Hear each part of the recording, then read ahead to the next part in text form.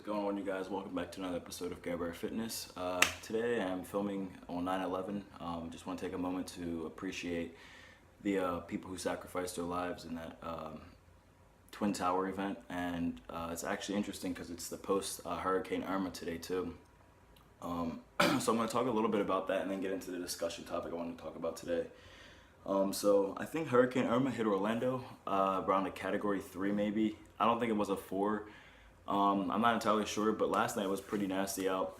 I'm going to probably upload a little clip in here of the back lake because I think some of you guys might have seen that in my Instagram or Snapchat stories. If not, I'll probably throw in a photo to show what it looks like, the lake in my backyard, and then what it does currently right now. Because there was a lot of flooding last night. It actually looked like, you know, when I looked out the window when it was dark still, it looked like a little ocean almost, and then the driveway got flooded, but that water drained out because I guess there's no, major, water mass there for the water to stay, so it kind of just evaporated. But I have seen on Facebook and things like that, a lot of people are safe, but there are a lot of, fallen trees, broken fences, damaged houses and cars. So my prayers do go out to everybody who had to endure this experience, especially in Southern Florida and Key West, because I know that had a lot of flooding. I remember one of my friends sent me footage of her in Miami actually, and she was saying that it flooded up to the 18th floor of their I think apartment or hotel building, because Miami's right there by the ocean. So so a lot of people were asking me why I didn't evacuate, and a lot of people were asking me last minute, because I mean generally so in Florida we have a hurricane season. I think generally stems from about September to November. It's a 2-month time period where we just get a lot of crazy rain and storms, especially coming from the Caribbeans and that tropic area. And I mean sometimes they can turn into hurricanes. And I know last year I think the one we had, I think it was Matthew. I think that was a Category 2, and I mean even that was pretty nasty. And just generally due to the fact that there was a lot of rain and wind, but I mean more so where I lived at in Altamont Springs, about 30 minutes north of downtown Orlando, that big Crane's Roost area, the water was so high up, it flooded right up under the bridge. I mean you could literally step from that walkway bridge into the water. And for any of you guys who've ever been there or live in Florida, you do know how low that water generally sits. There's a few reasons why I didn't leave. Okay, so obviously when there's a hurricane warning here, or like when there's ever some kind of natural disaster crisis in a sense, the first things people are going to do are they're going to get as much gas as they can, they're going to get as much food and water as they can, and then you're obviously going to have the majority of people evacuating. So first thing I want to touch ground on, so gas. So I found out that the hurricane was going to be hitting us and hitting us bad probably last week, and there were gas stations running out about the day after that. It was notified on the news, websites, stuff like that, that Hurricane Irma was going to, trash Florida more or less. So you had people flying up from the south if they could, or driving up, and gas stations along the whole way were running out of gas. And obviously when things are in higher demand, companies spike prices up. So flight tickets, that's what I'm not going to say airplane price, I'm going to say flight tickets. The prices on those jumped up. They didn't creep up, they jumped up. So a flight one way to Philadelphia, I think it was one way, would have been anywhere from $500 to $1,500, because that's where I'm from. And I was talking to my mom about it. Her and I don't talk that much anymore, but we were talking about, if I had gone and flown up and stayed with them for a bit. And then I know one of my friends over in Clearwater Beach was telling me that water was up to $40 a case, and then he was actually looking at flights from Miami because he knew people in Miami, and their flights were pushing up to $3,000. Oh, my power just flicked back on, so I guess that's a good thing, because I actually don't have power right now, which sucks. That's one of the downsides about hurricanes and things like that, is it shuts your power out. And about 5.1 million people they've estimated don't have power right now, so hopefully we're getting that back soon, guys, because I definitely want to start my meal prepping. And a lot of people I know right now aren't able to charge their phones and communicate with their friends and families and stuff like that, so that's very important. So the next thing, guys, is, so despite having the money or not to fly up to Philadelphia, the other thing is, I think the way I see it is, if something's going to get destroyed, it's going to get destroyed whether I'm there or not, So it was more so in the sense of kind of I moved to Florida, and I know kind of what I was getting myself into, with the weather and all. And I mean, I love Florida, this is as sad as it is to say, this is a part of what I love. You know, I don't like the cold anymore. Generally, there's nothing for me to go back to in Philadelphia. So personally, I would have felt defeated having to go back. And then, you know, if I had lost the house here that I'm living in, you know, my car would have been gone, stuff like that, you know. So something just in my gut told me to stay here and I'd be okay. And, you know, I've always, if you guys have ever watched my last videos, and if you haven't, generally I've become more of a gut instinct kind of person. And whatever my gut tells me to do, I do it. Years ago, I used to not listen to it and get myself in a lot of stupid shit situations. But nowadays, I spend most of my time listening to my gut instincts. So anyway, the flight tickets were expensive. Now the other thing is that people were obviously evacuating by road too. So people were driving and all the way up, you know, try and get to South Carolina, which the hurricane was about 320 miles across. So it was very much wider than the state and longer than the state.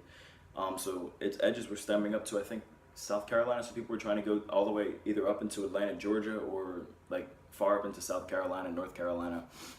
The thing is too is that gas stations were running out of gas there, and traffic was so bad. Like I had one friend trying to leave Miami, and it took them 2 days to get from Miami to Atlanta, Georgia.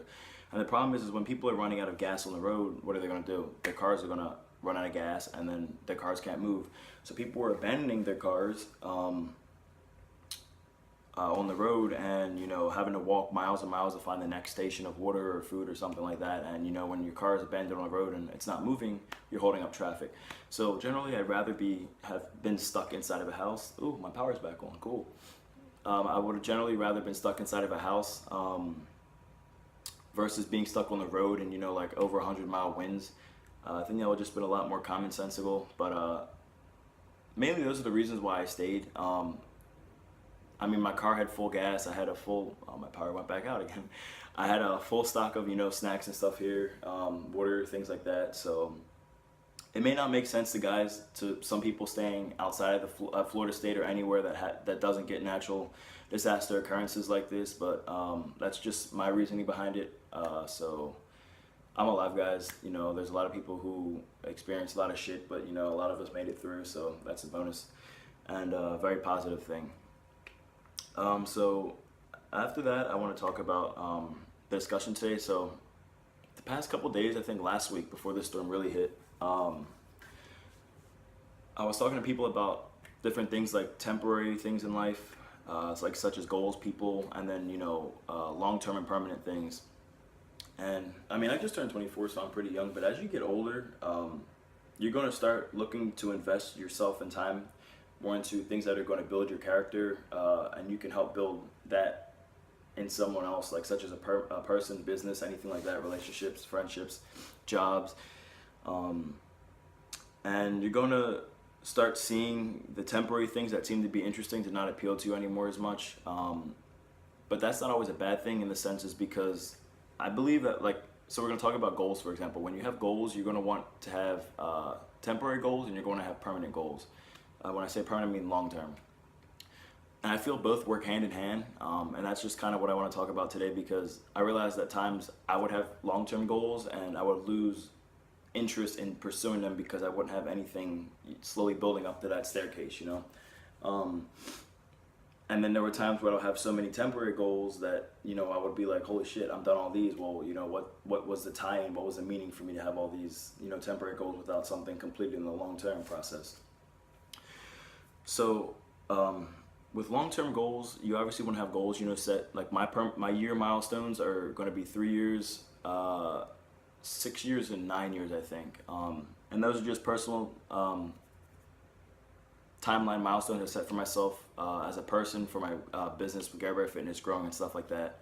So by the time I'm 27 and in my early and mid 30s, you know, I've established those where I want to be at. Now, obviously, to get to those long-term goals and those futuristic goals that you want to acquire, you have to have, excuse me guys, I'm sorry, I'm sweating my ass off right now because the AC's off too, so bear with me. To get to those long-term futuristic goals and ideas that you have, that you want to come to life, you have to have short-term and temporary processes to get there. So when you're focused too much on the future, you, like, all right, so like growing up, I would focus on things 10, 20, 30 years from now, but I would never know how to build myself in the present time, you know? And when you're so far in the future, you forget who you are in the present time, and that's not a good thing, is because you need to develop yourself in all occurrences, you know? So when I view myself nowadays, I view myself as like a pie chart, and any area I feel like that needs work on, whether it's a futuristic view of myself or a present view of myself, that's what I focus on working on. I focus on developing those traits that I have weaknesses in. And I mean, even when it comes to writing down goals, you know, I write down goals on my phone. I have a board here, a board hanging up here, which is actually right here, which I'm writing on now, and a board in my bathroom. These are just, you know, simple things that I even wake up to in the morning, you know, to stretch, to pull vacuums, you know, to keep my waist tight, to take my, you know, vitamins, simple shit, you know, floss more, like, whereas this one may have more of my long-term bills or goals, whereas this one may have stuff, you know, like where I need to develop a client's routine, develop my own routine, spend more time reading, stuff like that. But they all kind of work in a balance with each other, because as I move around my room, bathroom, closet, stuff like that, throughout the house, and I look at those, I realize, you know, oh man, I almost forgot to do this, I almost forgot to do that. And you realize when you're so focused on future things, you'll do a lot of forgetting about present things, and that's probably one of the reasons why my memory is so bad. It's just because I haven't learned to focus on things in the present time being. Now the thing is too, is with temporary goals, goals are a great thing, because you need to set those milestones going up to that staircase to high heaven, however you guys want to title it, because as you complete them, you're going to be more proud of yourself, you're going to be more proud of the things that are happening around you, you're going to feel more confident, you know, and you're going to be able to share that information and experiences with others. But as you continue those temporary goals, and you know, you haven't developed a long-term establishment goal yet, you know, months, years from now, you're going to kind of be like, holy shit, you know, I've done all these small things that have built me up as a person, but they haven't established anything for my future in the long run that's going to just, you know, kind of keep branching me out. So the way I see it, guys, is my mindset's changed. Is I view a lot of things like trees, pie graphs, and stuff in my head, about stemming out, you know, always making sure that you have a way to reach out. When you hit a dead end, you know, maybe just take a step back, reanalyze it, and try again, or try a different approach. So that's mainly the topic I want to talk today about, guys. And some of the things I was talking to my friends about too. You run into a lot of things that are temporary. When you're growing up, you run into a lot of temporary people. You run into a lot of temporary situations that may seem like they'll last forever, and they won't, you know, because nothing lasts forever. And then you start worrying, freaking out about, you know, what to do next. Oh, what's going to happen? Oh, I don't know how to, you know, do this by myself. And, you know, a lot of people will become very dependent on other things, temporary things, guys. They'll become very dependent on temporary things and not know how to handle things in the long run by themselves. Or they'll be, you know, very independent and not know how to depend on others, which is sort of like me, honestly. So there's always small things that we can work on ourselves about, guys. And when it comes to worrying, I was reading something online yesterday. It was talking about like what was it? It was like 5 things about something. I can't remember it, but the number one thing that stood out, it was like number 3 out of 5. And I feel like it should have been number 1, but it was the third thing. And it says worrying changes nothing. And it was a photo of an older monk, maybe in like Taiwan or something like that. And it says worrying changes nothing. And I was like, you know, well, like, what does that mean? You know, so I decided to read into it, and it talks about, and it hit me hard. It talks about, you know, if something's going to happen and you have no control of it, to worry about it, to stress about it, at the end of the day, doesn't change what's going to happen. You know, like, say, for example, you know, you passed that class, or you flunked that math class, or, you know, you failed in the gym, or, you know, your girlfriend cheated on you, boyfriend cheated on you. It's like things that are definite situations, can be very painful, can be very toxic and bearing on the mind in bad ways. But at the end of the day, and it's something that now I'm instilling into my life as a motto, because slogans like that are very important to me. Worrying doesn't really change anything. And there's some times when I go through phases like right now where I'm very clear-minded, and, you know, I can just shoot straight forward like an arrow, you know. And then there are times where I have blockages, which are like little obstacles, things that I need to get done, and it starts stressing me out more and more and more because they're not getting done yet on the time frame that I want. And I kind of now can remind myself that worrying doesn't change anything, and that sometimes you just kind of have to let things be, you know. And when it comes to maybe, you know, in the terms of topics of goals, you don't know what you want to do yet, you know. But as long as you know you're doing temporary goals and, you know, trying to take interest in, you know, putting effort and getting yourself out there and establishing yourself as a person in the temporary time, you know, in the long term, you may find something along that road that, you know, that you'll find interest in doing for the rest of your life. So hopefully that makes sense to you guys, tied in, and we wanted to get that video out. Hopefully this power actually stays back on soon. Garbear Fitness, checking out, guys. Stay shredded. Remember, I don't know if you guys have seen on my Instagram lately or my website, I have these Garbear Fitness standard fitted shirts now in 3XL for men and women. And the new men and women's text-only shirts are available online as well. What else did I want to say? Online coaching. I'm actually working on a routine right now. Again, when my power comes back on, I can charge my laptop. I am taking online clients right now. I do have slots for that. Right now I'm doing a routine for someone who's having back issues. So it's very interesting, you know, because you can learn about different people too. And that's the number one reason why I got into personal training, is just learning how different people work under different circumstances. So I'm taking, I do have slots open for online coaching, guys. And I do have my nutrition guide available. I always forget how to do these closeout videos. I don't know why. I got like 80 fucking videos out and I don't remember half the shit I want to say. It goes back to that short-term memory, guys. Garbear Fitness checking out. Stay shredded, and let's keep making these positive life situation and gains.